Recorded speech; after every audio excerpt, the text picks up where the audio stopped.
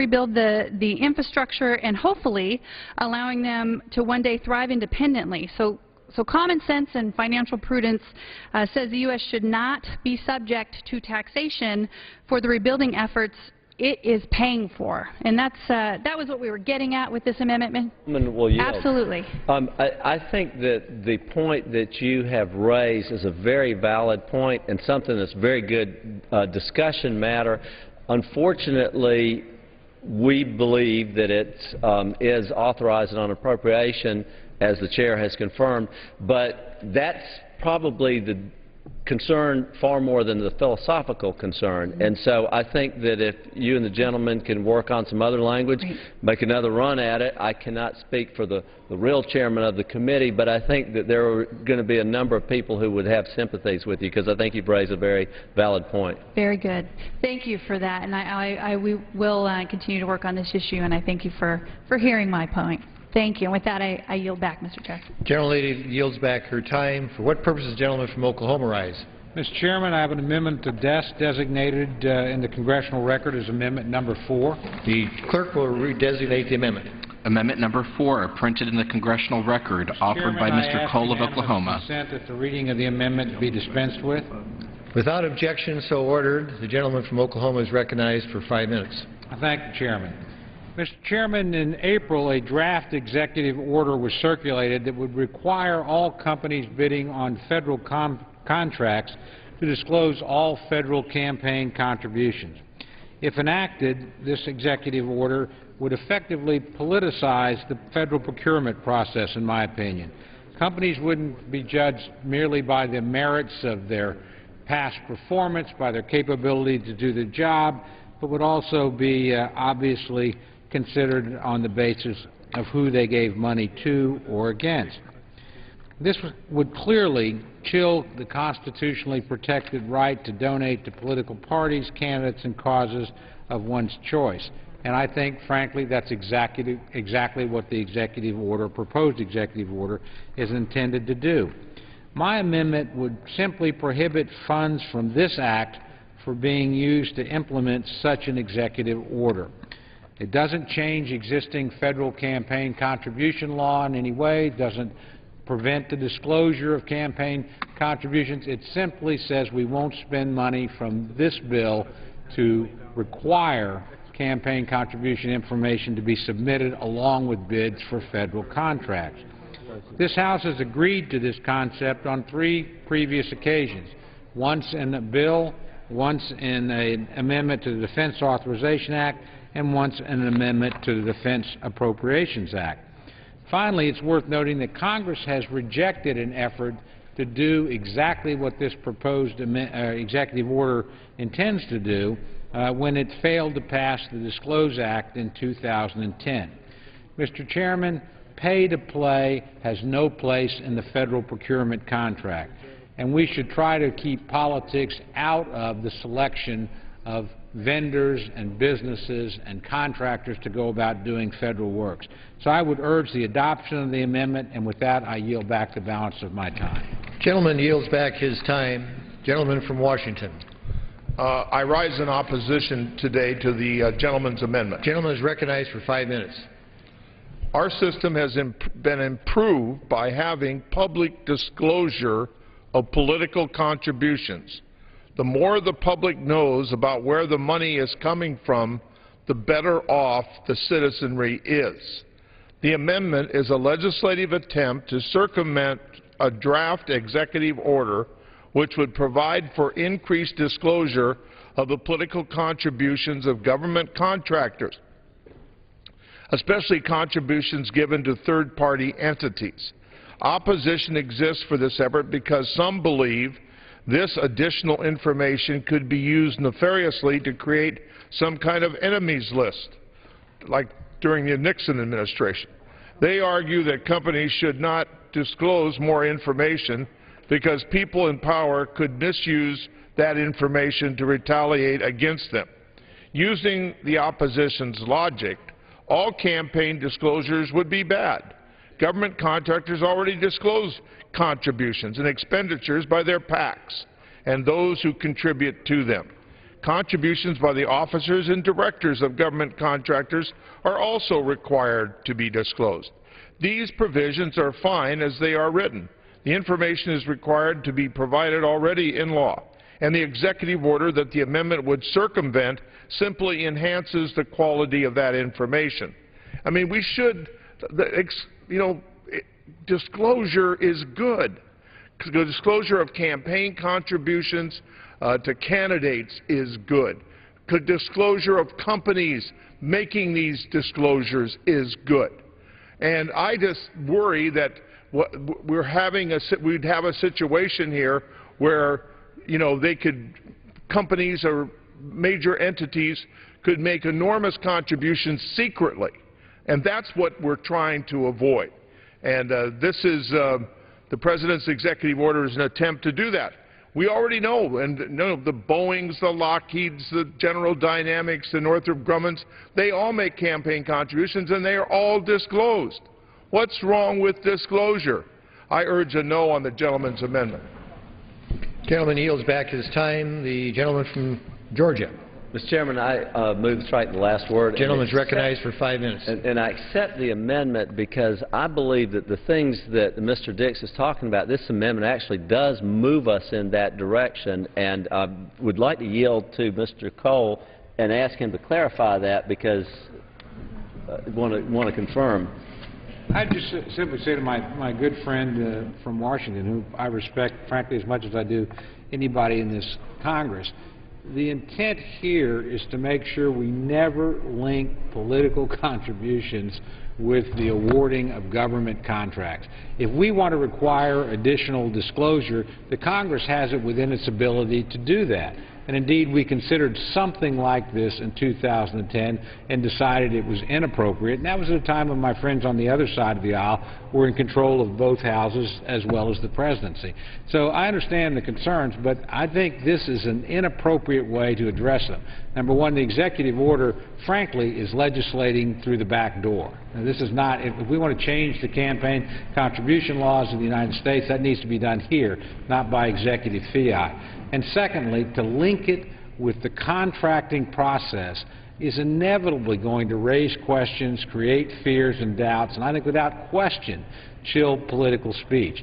So let's just simply keep contracting and the awarding of contracts by the government of the United States separate from partisan political considerations and contributions. I think we'd be better off, and I thank my friend from Georgia for yielding. I thank you, and I yield back.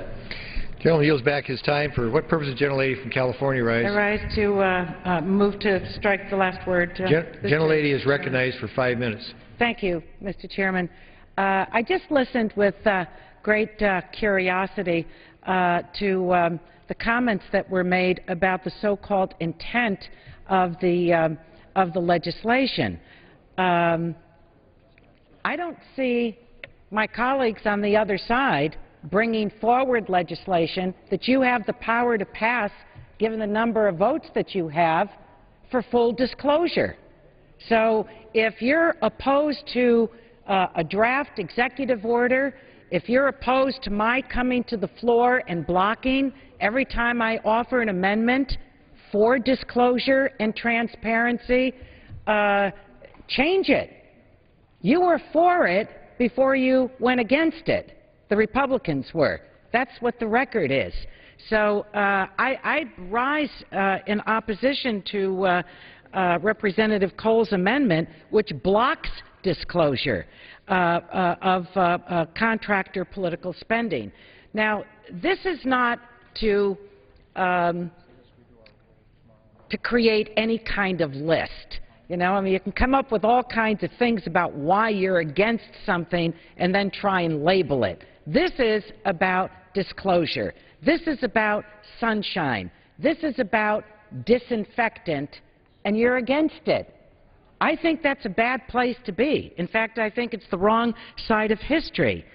The draft of the President's order would require disclosure requirements for contractors who do business with the federal government. Now, any business that does business with the federal government is paid with taxpayer dollars. Why shouldn't there be transparency accountability, and disclosure relative to those dollars. This amendment, your amendment, would prohibit disclosure, which I think is the exact wrong thing to do. We should oppose any amendment. We should oppose any amendment, Republican or Democrat, that's designed to keep the public less informed about what happens to their tax dollars.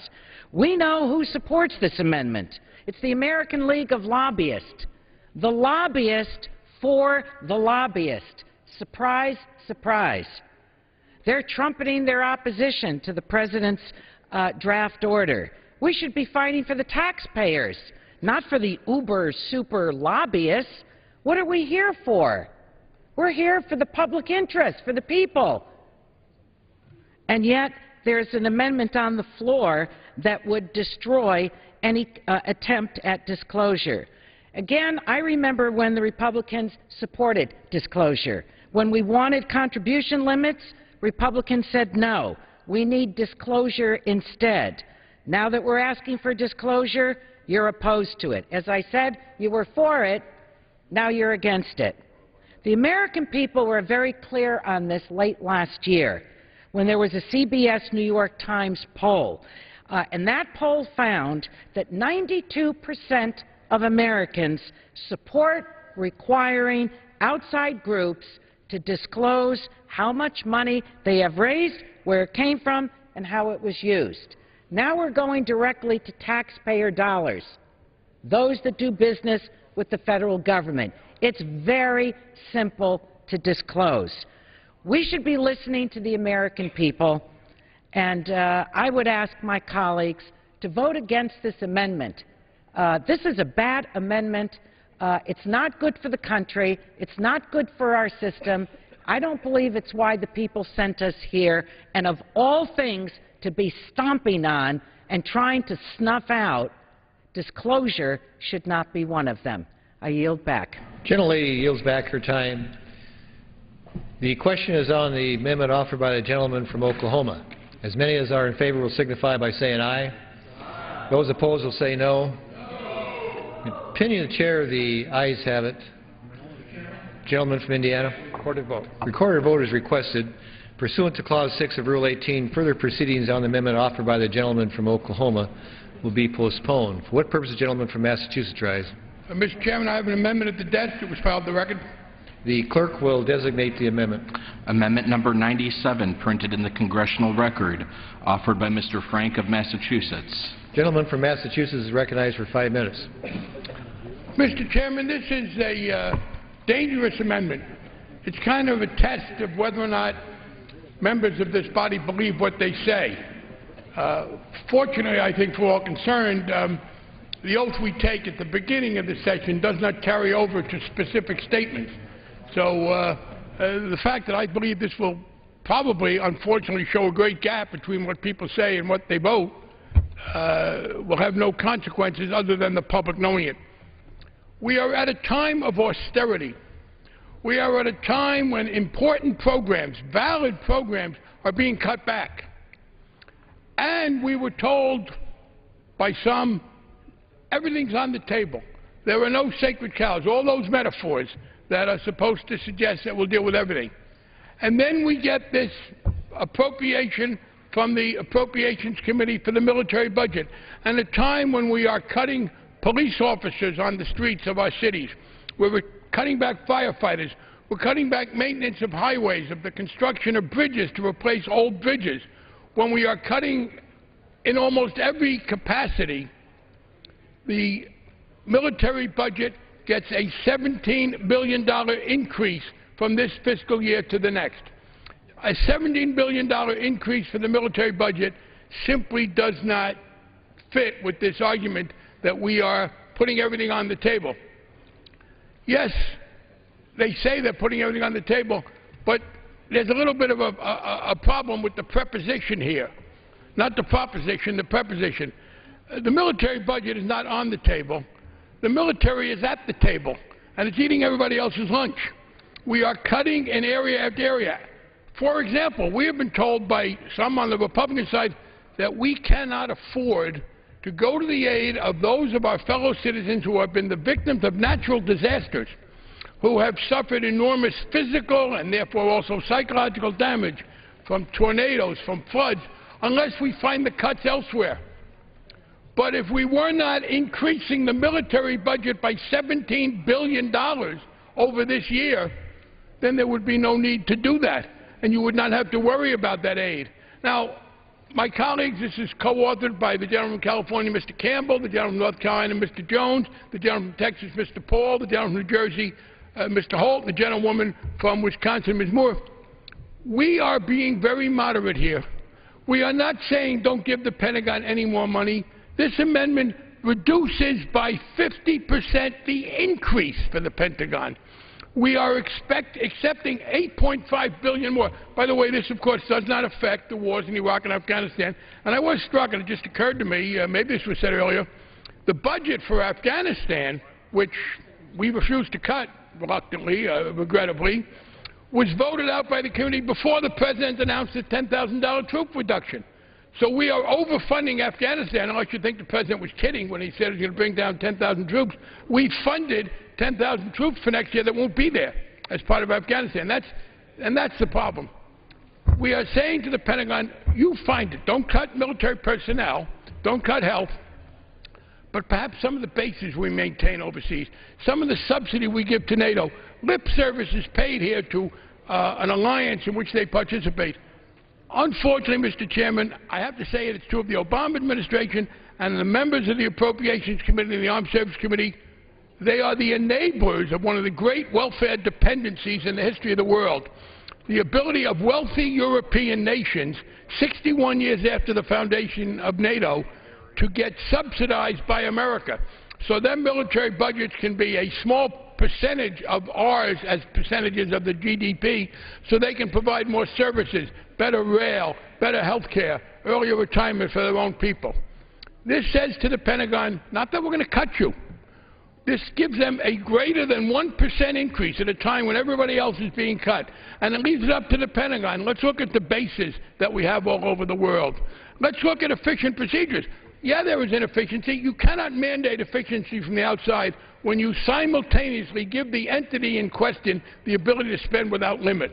You will never get efficiency, Mr. Chairman of the Pentagon, if we don't begin to subject them to the same kind of fiscal discipline that everybody else gets. And it is undeniable that the Pentagon is a great exception here. We are going to be telling American cities to continue to lay off cops, to continue to ignore important reconstructions of projects that help with the transportation. We're going to continue to cut back on firefighters. We're going to continue to quibble over financial disaster relief, but we'll give the Pentagon, unless this amendment passes, $17 billion additional dollars that we cannot afford. The gentleman has expired. The gentleman from Oklahoma. I move to strike to the last word and rise in opposition. Gentleman is recognized for 5 minutes. Mr. Chairman, I want to offer a somewhat different perspective than my friend from Massachusetts does on the trend line of defense spending. Looking at the long term, defense spending has actually over time come down pretty dramatically as a percent of our gross national product. 1960, at the height of the Cold War, we spent about 9% of the GDP on defense. 1980, in the great Reagan defense buildup, it was about 6%. It fell as low as about 3.5% on the eve of 9/11. It's barely 5% or in that range today. So by historical standards, particularly since 1940, we do not spend a large proportion of the national wealth on defense. By the way, the same thing is true of the federal budget. In 1960, about 50% of the federal budget was defense spending. It was about 33% in 1980. It's about 18 or 19% today. Certainly a lot of money, and that's certainly not the only way in which to judge military spending, but if looked at in terms of the size of the federal budget or the wealth of the country, defense has been, comparatively speaking, a bargain compared to other parts of the budget. I'd also like to point out that, frankly, this defense subcommittee and the administration have worked to find additional economies. Secretary Gates made $78 billion in reductions over the next 5 years, and this budget itself is below what the President of the United States asked us to appropriate by $9 billion. In addition, the Secretary has laid out a path for an additional $400 billion worth of savings. I think most Americans would be shocked to find out we're engaged in 2 or 3 wars, depending on how you want to count, with a military, with an army that is almost 40% smaller than it was in 1992. So I yield to no one in terms of trying to find savings in defense, but I think the record ought to be clear. As a percentage of our national wealth, as a percentage of the federal budget, what we spend on defense has come down. And frankly, we ought to remember we are at war, we are in a dangerous situation. This is not the first place to cut, although cut we have. In my opinion, I think it's the last place that we ought to cut. And the consequences of what my friend proposes, I think, would be terrific. We would be reducing and canceling training for returning troops, canceling Navy training exercises, reducing Air Force flight training, delaying or canceling maintenance of aircraft, ships, and vehicles, delaying important safety and quality of life repairs. This is not the time for us to embark on additional cuts on top of the restraints in spending that we've already done as a House. I would urge the rejection of my friend's amendment, and I yield back the balance of my time. The gentleman yields back his time. For what purpose does the gentleman from New Jersey rise? I move to strike the requisite number of words. The gentleman is recognized for 5 minutes. I rise to support the amendment of the gentleman from Massachusetts. You know, all of Washington inside the Beltway is abuzz about how much we can save by cutting federal spending. As my colleague from Massachusetts, Mr. Frank, said, to us, this amendment is a test. Will we put every federal agency's budget on the table in our quest to control spending and reduce debt, or are there privileged categories? Will we continue down the path of trying to balance the budget on the backs of the poor, the disabled, school children, and seniors? The Pentagon spending bill before us, some $650 billion, nearly 2/3 of $1 trillion, is about equal to all military spending of all the rest of the world, all of our allies, all of our potential adversaries, and all of those countries that Americans rarely think about, all put together. The amendment that Mr. Frank and I and some of our colleagues on both sides of the aisle are offering today is truly a modest proposal. It would simply cut the rate of increase in Pentagon spending.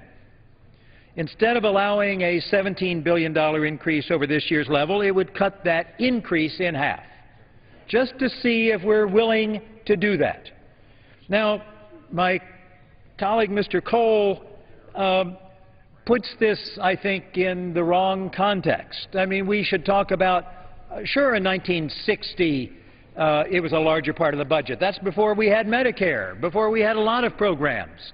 But when you ask yourself, is our military structured to deal with the problems this country faces and to expect from other countries in the world their share of what must be done, the answer surely is this is an unsustainable size. This amendment was born out of a series of discussions that Mr. Frank and Mr. Paul and Mr. Jones and some other members and I have had over several months. Recently, we sent a joint letter that outlined our concerns about the state of our spending on national security. We point out not only the excessive, unquestioned overall size of military spending, but also that this is a result of the military that is indeed a remnant of the Cold War, to go back to Mr. Cole's comments. And it bears far more than our share of keeping the peace, and is still structured to overwhelm the Soviet Union, more than to deal with today's actual threats to our security. To take one example that the co-sponsors of this amendment may or may not agree with me on, but we might ask, why do we need a replacement for the B-2 bomber? It was not the B-2 bomber or any bomber that killed Osama bin Laden, but U.S. Special Operations. Buying new nuclear bombers would simply be a form of, I think, defense sector corporate welfare to protect against a threat that went away decades ago. I could cite multiple additional disconnects between our defense spending priorities and the actual threats we face. One that comes to mind is Libya. As we note in our letter, it has been widely reported in the press that England and France have been pressing the United States to resume its earlier role in Libya because they've been unable to assume it themselves. The explanation is that only America has the capacity to respond. Our point precisely. We have allowed other nations in the world to grow into an overdependence on America's military and America's tax dollars and the expenditure of American money and lives, far beyond what's appropriate for our share of world peacekeeping. All of us who support this amendment want to protect our country. That's precisely why we've offered our proposal and this amendment, to put ourselves on track for a better structured military. Spending money on Cold War-era weapons to wage undeclared wars of choice is clear evidence of misguided, needlessly expensive priorities. If the House cannot even pass an amendment that simply cuts the rate of increase in Pentagon spending, it will never pass amendments that actually make the kinds of cuts that are truly necessary to restructure our defense to meet the real threats we face and to achieve the budget savings that we must secure for our financial future. I urge my colleagues to support this modest first step to rein in our out-of-control defense budget. The time of the gentleman has expired. For what purpose does the gentleman from Massachusetts rise? The gentleman is recognized for 5 minutes. Thank you, Mr. Chairman. I rise in support of the Frank Holt amendment. This is a modest amendment, quite frankly. I think I wish the cut were greater than the cut being proposed here, because I think everybody in this chamber knows that there is a great deal of waste and abuse that exists within our military spending. We have no bid defense contracts. I mean, we go right down that road of all the contracts that we've divvied out and how wasteful they've been, and we're still building and preserving weapon systems that are remnants of the Cold War that even our Joint Chiefs of Staff don't want. So there is savings to be had within the military. The other point I want to make is when we talk about national security and national strength, we ought to be talking about making sure that people in this country can earn a decent living. National security should mean jobs. It should mean the strength of our infrastructure, the quality of our education system, which we are neglecting, which my friends on the other side of the aisle want to balance the budget by cutting those very programs that I think provide our strength, our economic strength. You know, when you go home to your districts, the first thing that people want to talk about is jobs, is economic security. Why aren't we doing more to create jobs? Why aren't we talking more about jobs here in the Capitol? So I make those 2 points because I think this amendment is a modest amendment that moves us in the right direction, that moves this discussion in a better direction. And at this point, Mr. Chairman, I'd like to yield my time to the author of the amendment. I thank my colleague. First of all, what we're saying is they get an increase. So if you vote against this amendment, apparently you believe that they are 101.5% efficient at the current level, because you're giving them, we would say a 1.5% increase. You must believe they're 103% increase, those who vote against this. People pay lip service, well, there are some inefficiencies. You will not get at them unless there is some limit to the spending. But I particularly want to address the very odd notion that we should decide what we need to spend on the military today by using as a standard what the situation was 51 years ago. That's the problem. 51 years ago, Germany was divided.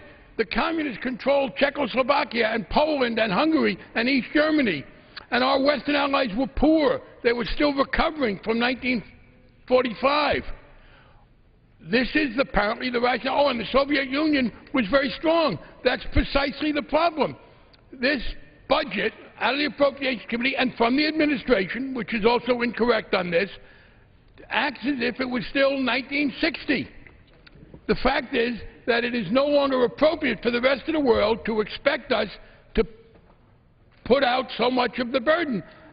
And that's what the issue is. And the gentleman from Oklahoma said, oh, well, we're going to have to cut this here and that here. Why? Why don't we cut some of the money we spend in Europe, in Japan, in other wealthy and secure nations? This amendment tells the Pentagon you're only going to get half of the $17 billion increase on top of the $500+ billion you already get. You decide where to stop spending. Well, are they unable to stop spending overseas? Foreign aid is very unpopular. I think unduly unpopular. I like to help poor children and to fight disease. But the biggest foreign aid program in the history of the world is the American military budget. And it's foreign aid for the unneedy. It's foreign aid for the wealthy. You want to talk about percentages of the GDP that are the budget. What about Germany? What about England? What about France? What about Italy? What about Denmark? What about the Netherlands? All our great allies, none of whom spends as much as half a percentage as we do. So what we now have here is apparently the House is going to decide. When members have said that the Pentagon should be subjected to fiscal discipline and that other needs will be taken into account, and that the deficit is the greatest threat to national security. People have quoted Mike Mullen as saying that, and Robert Gates is saying that. But the members understand what that means? It means that you don't even cut the Pentagon, you don't even level fund them, but you don't give them $17 billion additional. You give them $8.5 billion at a time when you are requiring cuts in very important programs. And I will close again by reemphasizing this is a House which says we can't afford to go to the aid of our fellow citizens who have been devastated by disasters in the southeastern part of this country and elsewhere unless we make offsetting cuts. Well, to the extent that you give the Pentagon an additional $17 billion, you exacerbate that dilemma, and you make it harder to find the funds necessary to go to the aid of people in this area. Yeah, we want to keep the American people safe. I want to keep them safe from unsound bridges, from fires that can't be effectively combated, from food that isn't adequately tested, from diseases. The gentleman has expired. For what purpose the gentleman Chair, I move to strike the last word. Gentleman from Indiana is recognized for 5 minutes. The gentleman from Massachusetts. I thank the gentleman. People are unsafe because we are cutting back on health research.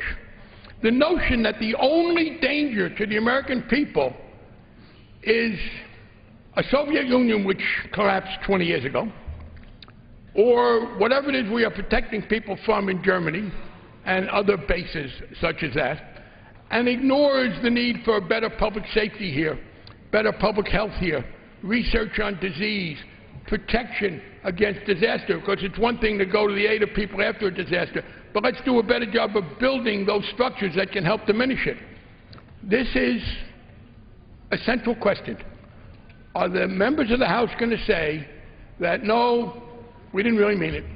No, the Pentagon is not subject to fiscal discipline. I know my friend from Oklahoma said, oh, no, there were cuts. There's $78 billion in cuts coming 5 years, over the next 5 years. This is a $17 billion increase. This is, how can that be a cut? It may be a cut from a $30 billion increase, and a $30 billion increase is a cut from a $200 billion increase, but it ain't a cut. It's a $17 billion increase, and we say that it be only an $8.5 billion increase. So the question is not, are we going to treat the Pentagon more generously, with less discipline than any other entity? We've conceded that. We're only asking that you cut in half the extent to which you are going to tell American cities to lay off cops. You're going to say that we don't have enough to provide disaster relief without making cuts elsewhere. You're going to cut health research. You're going to cut food inspection. You're going to cut fire service. You're going to cut the reconstruction of bridges in America.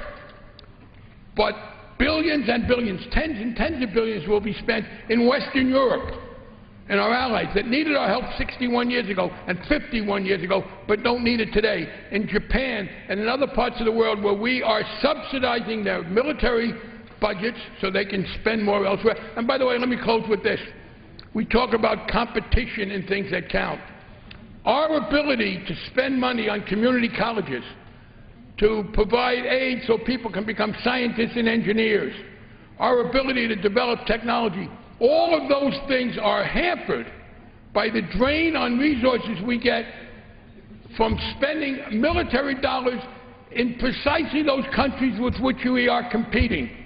England and Germany and France and the Netherlands and Denmark and Japan can all spend more on their education, on their technology, on those areas where we are competitive in a friendly way, because we allow them to keep their military budget to a much lower percentage of GDP than ours, and that's the relevant measure. So we again have a test. Are members so caught up in the history, and again I thank the gentleman from Oklahoma for helping make the point. 1960 is his reference point. Well, stay with the concerns of 1960 and use that as a reference point, and things are not going to look very good in 2011. I thank my colleague from Indiana for yielding. I yield back my time. Gentleman yields back his time. What purpose does the gentleman from Florida rise? Mr. Chairman, I rise to strike the last word. Gentleman is recognized for 5 minutes. Mr. Chairman, I'm having a hard time believing what I'm hearing in this chamber when it comes to national defense. You don't get a bookkeeper or an accountant to make some sleight-of-hand number to come up with a defense number. That's not how you do it. The way you do it is decide what is the threat. What is threatening America? What is threatening our allies overseas? What is threatening our troops or our businesses around the world? Decide what that threat is, and then decide how we're going to meet that threat. And that's how you come up with a defense number. I'm not going to yield. You've had plenty of time. Just imagine we're going back to the good old days of just slashing defense, getting the victory fund, and the hangars were full of hangar queens. Hangar queens being airplanes that can't fly because they don't have engines or they don't have parts. And in order to make one airplane fly, they had to cannibalize 2 or 3 others to get enough parts to make one airplane fly. Well, if you need 3 or 4 airplanes in the air, but only one flies, somebody is in trouble. We don't want to go back to the days of the hangar queen, the hollow force, so-called. And what about the troops out in combat, facing a vicious enemy? And they get to the point where they haven't really experienced what they are about to experience, because we didn't get that far in our training, because the training was curtailed. When you start cutting back the money, you start cutting back the training, you start cutting back the flying hours, you start cutting back the ability of that soldier to reach out and say, hey, I know exactly how to do this because I was trained properly. Don't cut the training. Don't do it. Don't cut our readiness by cutting training. Don't cut our readiness by having hangars full of hangar queens that can't fly, or by having garages full of vehicles that can't run because of the lack of spare parts.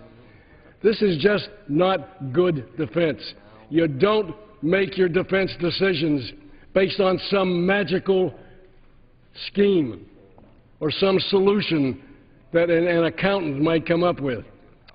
You had better be very careful about what the threat is. We don't want any more Pearl Harbors. We don't want any more U.S. world trades on 9/11. We don't want any more attacks on the Pentagon. We were not well enough prepared there with our intelligence. We need to make sure that we invest enough in intelligence to make sure that we stop those things before they happen. Defense is not something to play games with. Defense is not something to stand up and say, hey, I'm a cost cutter. Well, all of us are cost cutters in our own way. Some of us just have different priorities for what those costs ought to be cut. Mr. Chairman, this is a very important amendment, and this subcommittee did a very good job in reducing and saving over $9 billion on this bill alone. And this is a terrible amendment. I hope that we overwhelmingly defeat this amendment, and I yield back the balance of my time. The gentleman yields back his time. The question is on amendment offered by the gentleman from Massachusetts, Mr. Frank. As many as are in favor will signify by saying aye. Aye. Those opposed will say no. No. In the opinion of the Chair, the noes have it. Chairman, I ask for recorded vote. Recorded vote has been requested pursuant to Clause 6 of Rule 18. Further proceedings on the amendment offered by the gentleman from Massachusetts will be postponed. What purpose does the gentleman from Nebraska rise? Mr. Chairman, I have an amendment at the desk. The clerk will report the amendment. Amendment offered by Mr. Fortenberry of Nebraska. At the end of the bill, before the short title, insert the following.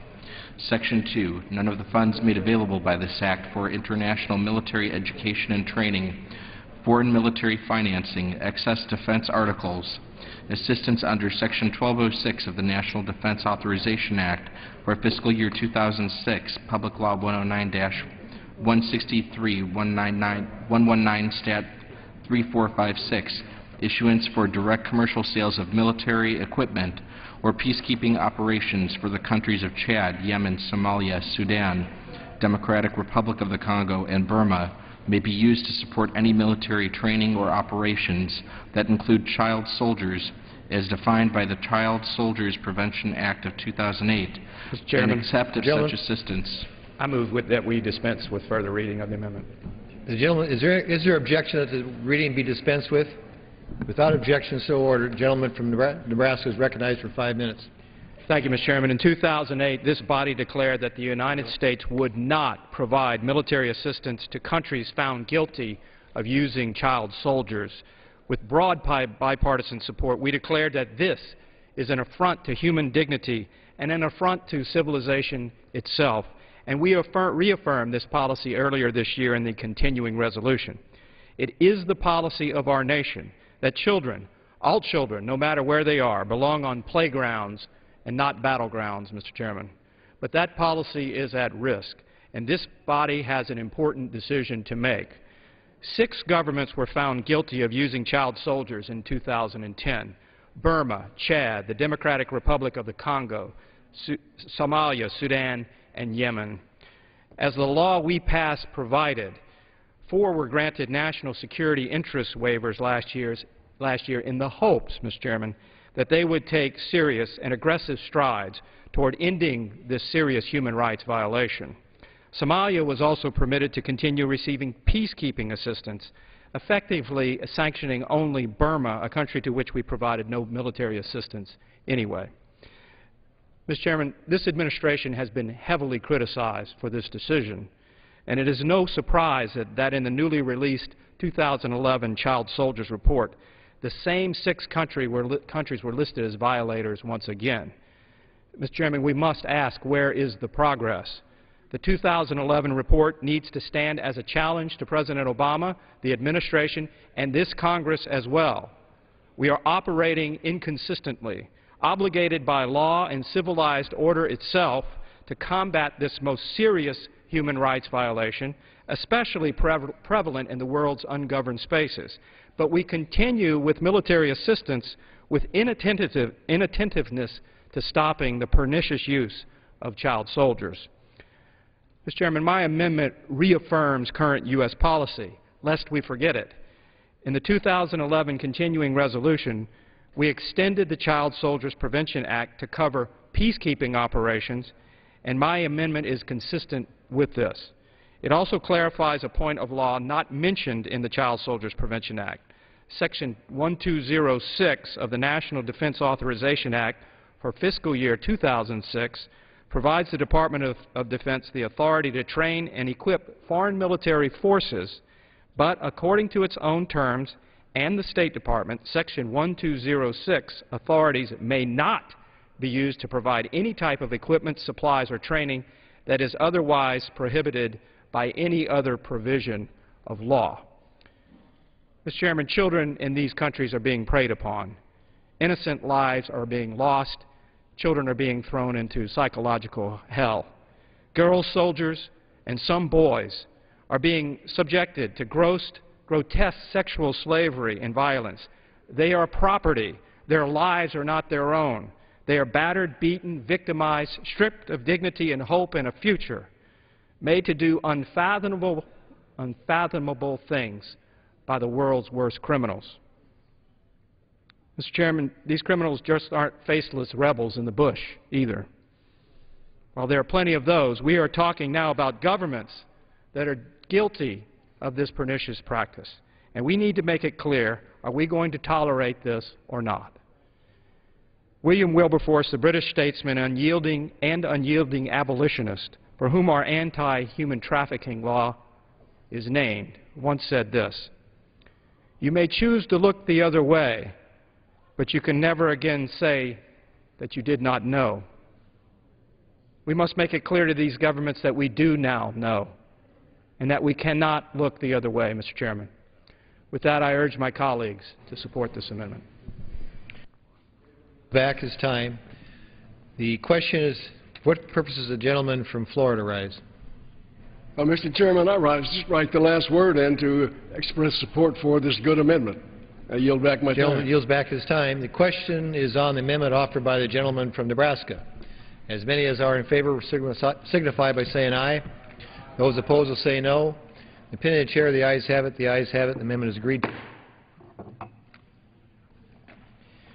Pursuant to Clause 6 of Rule 18, proceedings will now resume on those amendments printed in the Congressional Record on which further proceedings were postponed in the following order.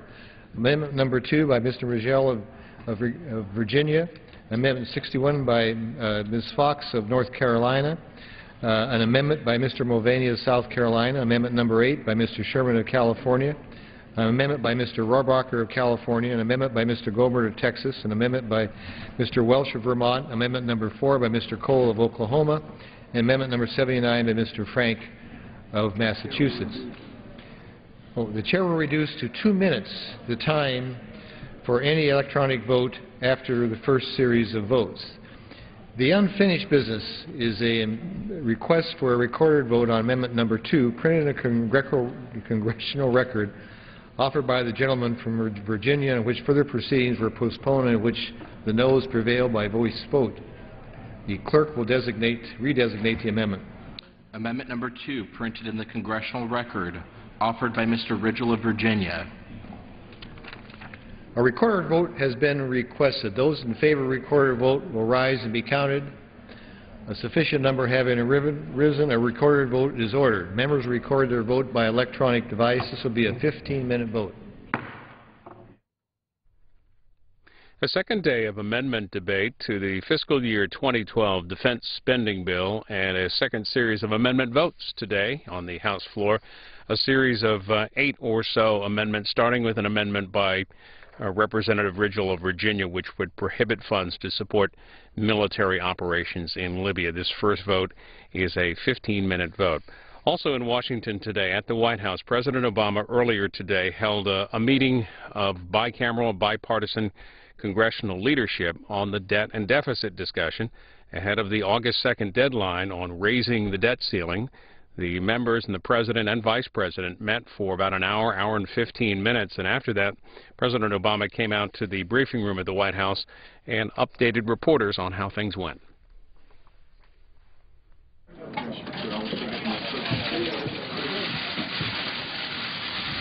Hello, everybody. I'm going to make a very brief statement.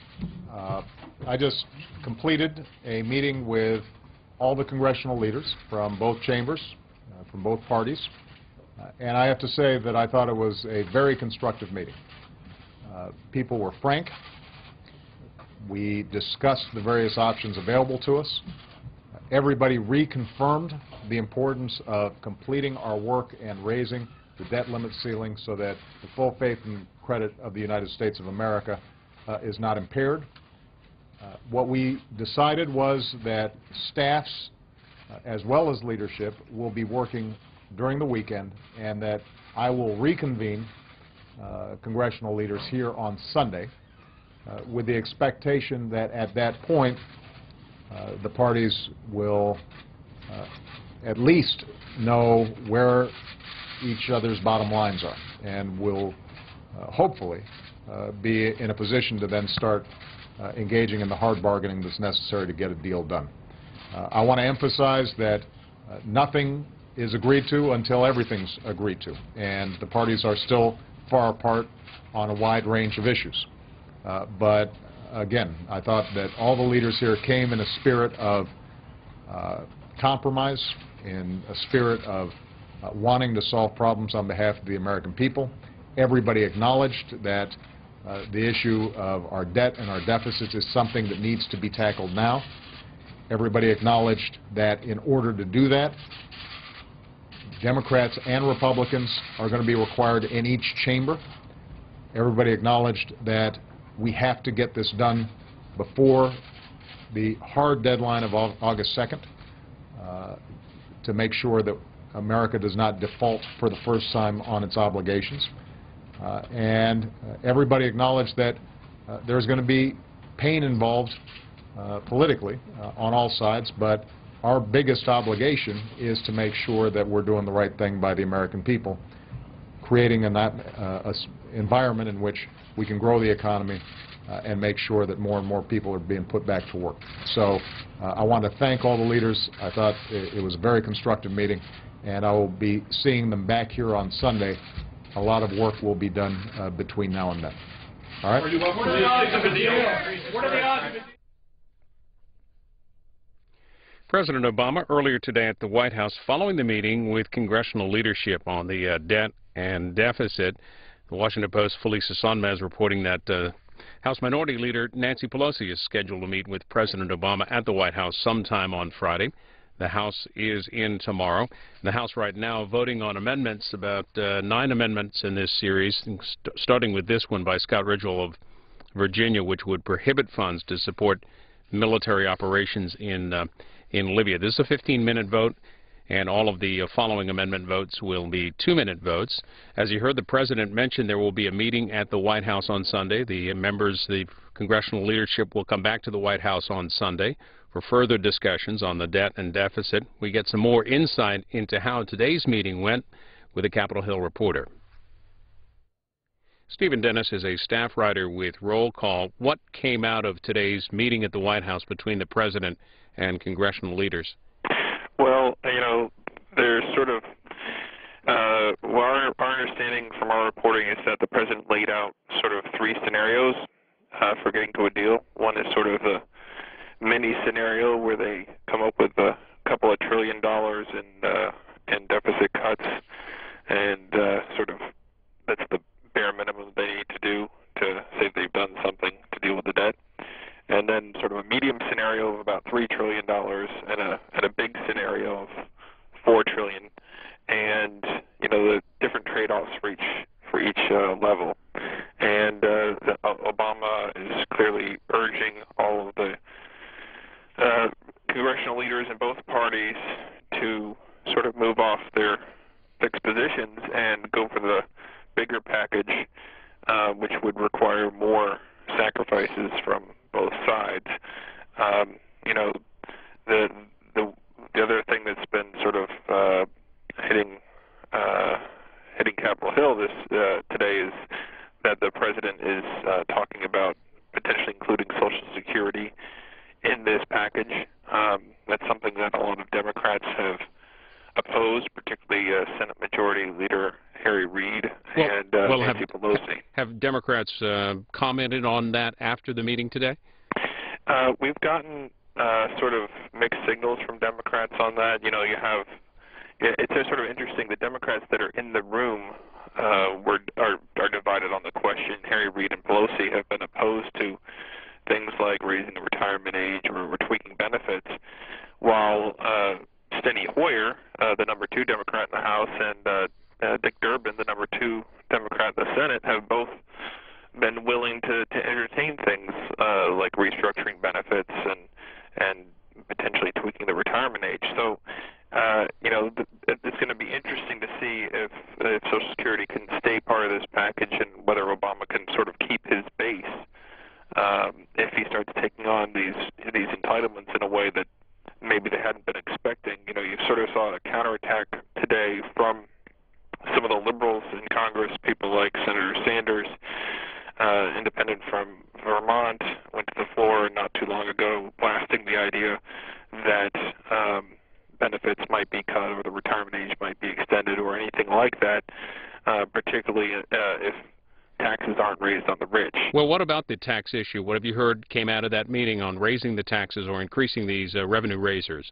Well, it looks like there's no big breakthrough on that today. You know, the staff is going to meet over the next few days to see what they can sort of cobble together and present to the same group of principals on Sunday night or Sunday evening.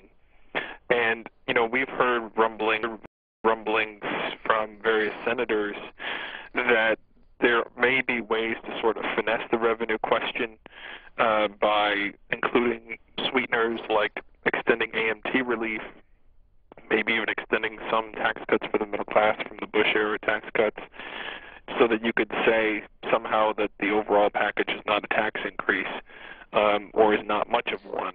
And that, you know, that potentially could get some support from some Republicans that I've talked to who are, you know, interested in being able to say that this is not a tax increase, but understand that Democrats need to have something to walk away with on revenue, or else it's going to be hard to come up with that big deal. And you're reporting this Sunday meeting is expected to be a long one, correct? Yeah, I think what we've heard is, you know, the participants have told to dress comfortably, because it might not take. It's not going to be a short meeting like this one was. It's potentially one where they stay until they have a framework for a deal.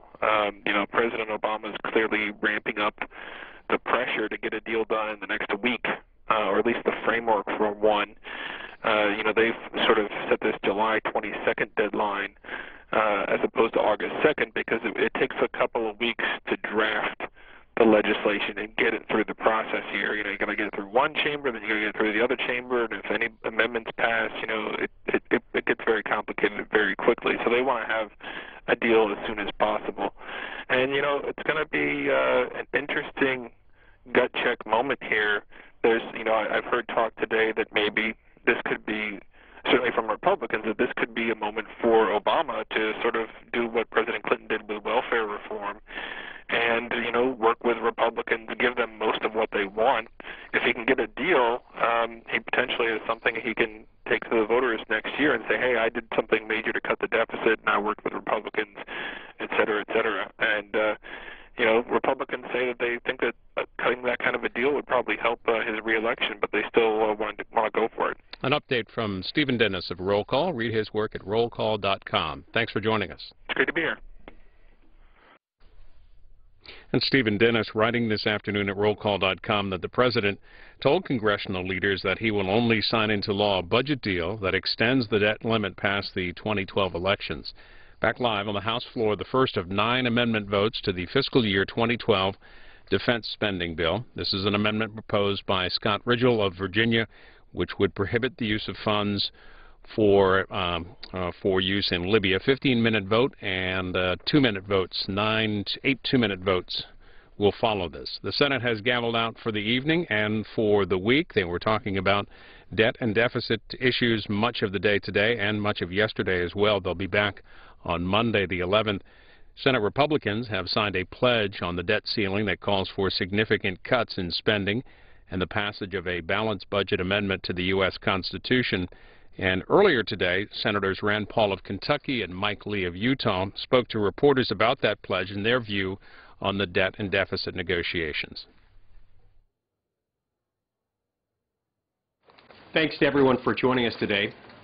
We're here to announce that we, along with a total of 21 co-sponsors among Republicans in the Senate, are introducing and filing this afternoon a piece of legislation that we're calling the Cut, Cap, and Balance Act.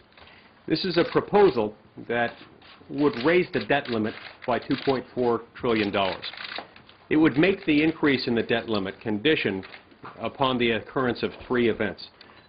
First, some significant immediate spending cuts that would take us back to a 302A top-line number, the same number that was found in Senator Toomey's legislation recently, that would contain statutory caps, the same statutory caps found in Senator Toomey's legislation, and that would also make it conditioned upon the passage by Congress and submission to the states for ratification of a balanced budget amendment to the Constitution, one that is either based on or that closely resembles Senate Joint Resolution 10, which is the balanced budget amendment proposal that has been co-sponsored by all 47 Republicans in the United States Senate.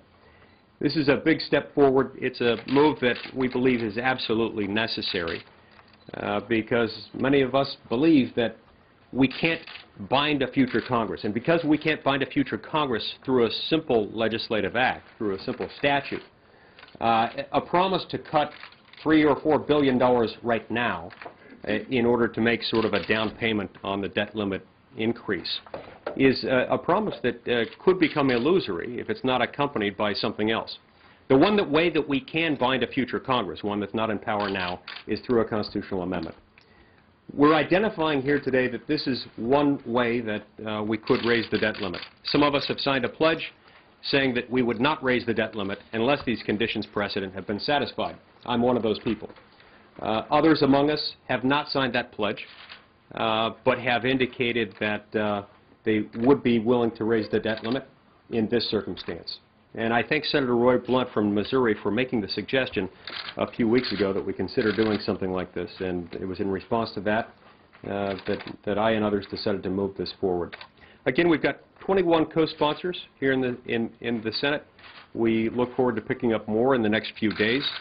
And we are confident, we're very optimistic that this is a solution to this awful crisis that we find ourselves in that could find support in both houses of Congress and in both political parties. I will now turn some time over to my friend and colleague, Senator Pat Toomey, who is one of our lead co-sponsors. Thanks, Senator Lee, and thanks for your leadership on this. I appreciate it very much.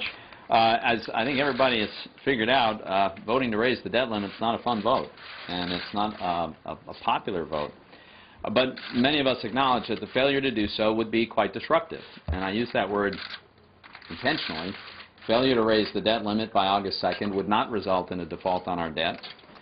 There are no circumstances in which that need occur because ongoing revenue to the Treasury is more than enough by a very large factor to ensure that we not default on our debt. Having said that, it would amount to a partial government shutdown, and that's something that I, for one, would like to avoid.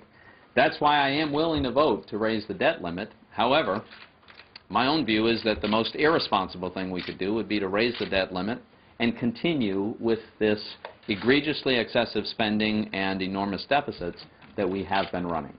What this bill does is it makes a substantial increase in the debt limit possible, but contingent on the kind of discipline that I think we badly need. And by the way, the elements of the bill, the spending cap levels and the balanced budget amendment, have separately enjoyed very, very broad support among Republicans in the Senate. We had all but 3 Republicans in the Senate voted for my budget on the Senate floor, and the cap levels are taken directly from that budget. We've had every single Republican senator sign on to a balanced budget amendment to the Constitution. And we know that the public is very, very supportive of reaching a balanced budget and reining in spending to do so. So I think that this is the right approach. It's a very sensible approach. It has, as I say, the elements have had very broad support within the conference. This particular bill has very quickly garnered a great deal of support within the conference.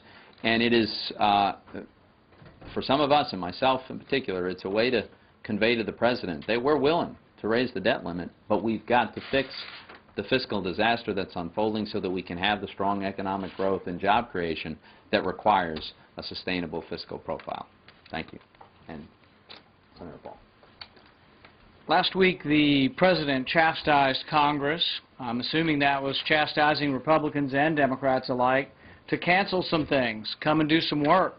So we did. We insisted that they cancel the recess. We came back expecting to work and do something about the debt ceiling and about the debt crisis. Unfortunately, the other side immediately moved to another issue, which wasn't the debt crisis, and we defeated that vote. The vote was actually canceled because we were going to win the vote on Monday or on Tuesday. None of us wants to raise the debt ceiling. None of us thinks it's a good idea to spend money we don't have. We think it's a problem that we've been doing it for so long. But we also think that there would be some circumstance under which we would borrow more money. And to me, that circumstance is you have to have a real plan, a binding plan that says we will do things differently, that we can be trusted with the taxpayers' money, that we can be trusted to balance the budget. And for me, that means we have to have an amendment to the Constitution. I see no objective evidence that Congress is otherwise proving themselves to be trustworthy. We have evaded pay-as-you-go. We evaded Graham-Rudman-Hollings. We just haven't done a good job here, and the problem is getting precipitously worse. I think this is the path to go. I think it's the only path to go, and I wanted to show today that Republicans can be for something, for some reforms, and for raising the debt ceiling as long as we get a balanced budget amendment. And I'd like to introduce Senator Blunt. Thank you, Rich. As Senator Lee said, I was one of the people that didn't want to sign and don't intend to sign a pledge that says what I won't do, but this is a bill that says what I would do. And so this bill does the things that begin to create the structural changes that we have to have if we're not going to pursue business as usual. My view, much like Senator Toomey's, is that my practical view is that the debt limit needs to be increased and will be increased, but I've said repeatedly that the thing worse than not lifting the debt limit would be lifting the debt limit and not changing behavior. We have to change behavior. We have to have structural change. This approach would do that. It cuts discretionary spending roughly back to the 2006, FY 2006 level. It caps spending in other areas that I think generally increase in almost every area specified with a cap by law, and perhaps most importantly, pushes forward the necessity of a balanced budget amendment. I'm for all of those things. I think those are the kinds of structural changes that we need to have. I might be able to be for other things as well, depending on what happens over the next few days. But this is a plan that I'd like to see as the plan. It creates the structural change that I'd like to see. And I don't intend to vote for a debt limit that doesn't have some significant structural change. This bill would be one of the ideas that's brought forward that I think would give us the change we need to move forward responsibly. And there's no question that the government in the last 2.5 years has acted irresponsibly. We've added 35% to the national debt in 30 months.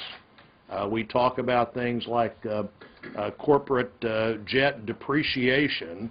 And I think if you accepted the President's proposal, it might save $3 billion.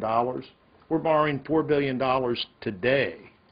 You're not going to solve this problem by making your big discussion points roughly 16 or 18 hours of borrowing, and that's what you say is the real problem. That's clearly not the real problem. So hopefully we'll see structural changes. We will not continue with business as usual, and hopefully this debt ceiling moment creates the opportunity for the government to do its job and to do the right thing. And one of the guys who came here to do the right thing is Senator Johnson from Wisconsin. Well, thank you, Senator Blunt. The only reason I ran for the United States Senate was because I think we're bankrupting this nation. And I've always thought the only way we prevent that, it's a two-step process. I mean, first we have got to enact the hard fiscal discipline, the spending caps. And I think in the end, we need a constitutional amendment to limit spending to balance the budget. So that's exactly what this bill does. It cuts spending the first couple of years to lower the baseline. It caps spending over 10 years to put us on the glide path toward a balanced budget. And then it does something very simple. It says, yeah, we're responsible. We'll increase that debt ceiling as long as we fix the problem. And as long as we get certification that Congress has passed a constitutional amendment to limit spending and balance the budget, we will increase the debt ceiling. That's pretty reasonable. I'm one American that is happy to let other Americans, the states, decide if they are willing to put that fiscal discipline on all of us, on Washington, on all Americans. I'm willing to let the American people decide whether or not we're going to continue down this business as usual in Washington here, whether we really want to bankrupt this nation or whether we want to pull ourselves back from that tipping point, from the brink. And again, this is really about letting the American people decide. So thank you. I think next, Senator Vitter. To me, this is akin to having a cousin who has a huge credit card problem, and he says, don't worry, I have a solution. I need you to come down to the bank with me to get a higher limit or to get an 8th credit card. Well, that's not the solution. The solution is doing something meaningful about the underlying spending and borrowing problem. That's what this approach does. Cut, cap, balance, making that a requirement in terms of any increase in the debt ceiling is a responsible way to attack the true problem as well as deal with the immediate situation. I strongly support it. Thank you. I really congratulate my colleagues for the work they've done on this.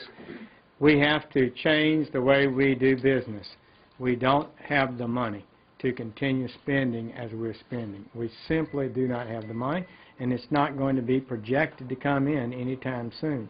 So we have to do the things that families and businesses and states and cities are doing all over America, and that's rein that in. And I agree with Senator Johnson that we need not only to reduce spending, but create a structure that helps us stay within those limits. I think this is a good way to do it, and I'm pleased to be supportive. Mike, why don't you lead questions? Again, we thank you for coming today. Let's open up the floor to questions now. I should note Senator Hatch, my senior senator from Utah, asked me to let you know he wanted to be here. He is the ranking member on the Finance Committee and was stuck in a markup, so he couldn't make it. Let's open up the floor to questions. Senator Lee, one of the hard issues that you might have to tackle in fiscal responsibility are entitlements.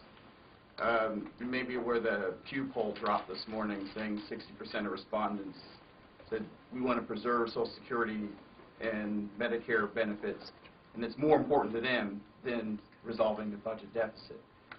How do you respond to that sort of response from the American people in terms of that particular poll, and how is that going to factor into what you and your fellow senators are trying to do, and other senators are welcome to respond on the issue of entitlements as well? Yeah. My first response to that one is that I should make clear that the balanced budget amendment, which is sometimes attacked on grounds that it might be deemed by some to be hostile to entitlements, is agnostic as to where the cuts come from.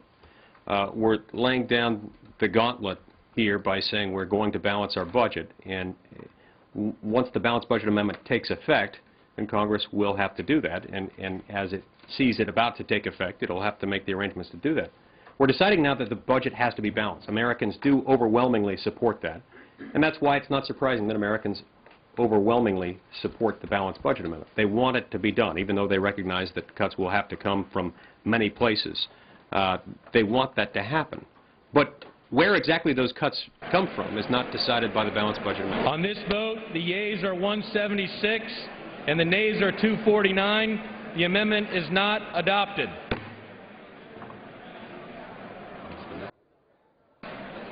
The unfinished business is the request for a recorded vote on amendment number 61, printed in the congressional record offered by the gentlewoman from North Carolina, Ms. Fox, on which further proceedings were postponed and on which the yeas prevailed by voice vote. The clerk will redesignate the amendment. Amendment number 61.